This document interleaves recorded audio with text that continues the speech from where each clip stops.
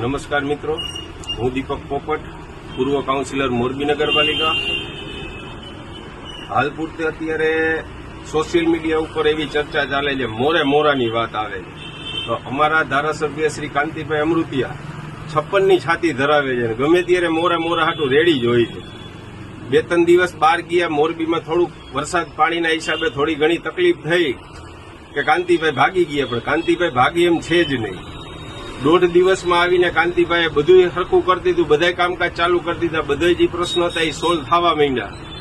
અને જે આ ગોપાલ ઇટાલિયા કે વિસાવદરમાં જીતો છે, ઈ હવે એમ કહે કે કાંતિભાઈ રાજીનામું દે ને મારે મોરબી લડવી છે.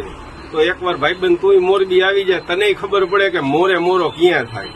અને મોરબીનો ભારતીય જનતા પાર્ટીનો કાર્યકર્તા હર હંમેશ 56ની છાતીના ધારાસભ્ય સાથે અડીખમ ઉભો જ છે.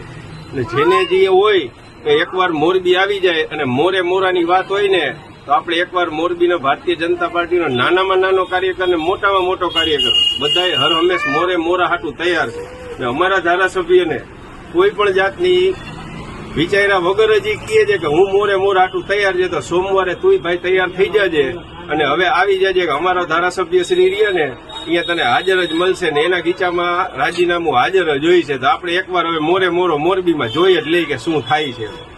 જય હિન્દ, જય ભારત, ભારત માતા કી જય, વંદે માતરમ.